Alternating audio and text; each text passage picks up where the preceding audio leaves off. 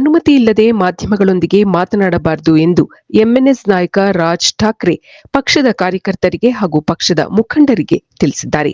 ಆಹಾರ ಮಳಿಗೆಯ ಮಾಲೀಕರೊಬ್ಬರು ಮರಾಠಿಯಲ್ಲಿ ಮಾತನಾಡದ ಕಾರಣ ಮಳಿಗೆಯ ಮೇಲೆ ಎಂಎನ್ಎಸ್ ಕಾರ್ಯಕರ್ತರು ದಾಳಿ ನಡೆಸಿದ್ದರು. ಇದು ದೊಡ್ಡ ಮಟ್ಟದಲ್ಲಿ ಸುದ್ದಿಯಾಗಿತ್ತು. ಈ ಹಿನ್ನೆಲೆಯಲ್ಲಿ ರಾಜ್ ಠಾಕ್ರೆ ಈ ಹೇಳಿಕೆಯನ್ನು ನೀಡಿದ್ದಾರೆ.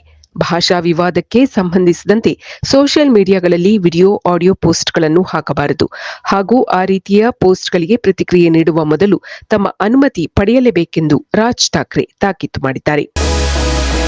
ಖ್ಯಾತ ನಿರ್ದೇಶಕ ಎಸ್ ರಾಜಮೌಳಿ ಅವರ ದೊಡ್ಡಪ್ಪ ಶಿವಶಕ್ತಿ ದತ್ತ ನಿಧನರಾಗಿದ್ದಾರೆ.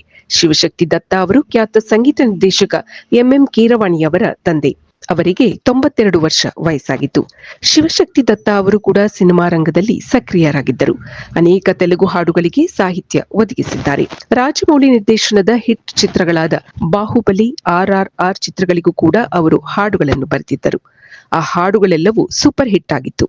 ಕೇವಲ ಗೀತರಚನೆ ಮಾತ್ರವಲ್ಲದೆ ಶಿವಶಕ್ತಿಯವರು ವರ್ಣಚಿತ್ರಕಾರರಾಗಿದ್ದರು, ಬರಹಗಾರರಾಗಿದ್ದರು ಹಾಗೂ ಚಿತ್ರ ನಿರ್ದೇಶಕರು ಕೂಡ ಆಗಿದ್ದರು.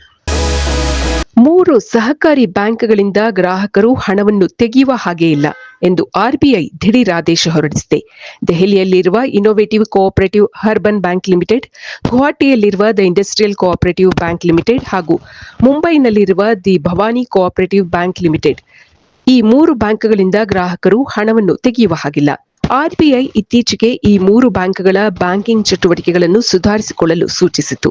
ಆದರೆ ಈ 3 ಬ್ಯಾಂಕ್ಗಳು ಆ ಬಗ್ಗೆ ಯಾವ ಪ್ರಯತ್ನಗಳನ್ನು ಮಾಡಿರಲಿಲ್ಲ.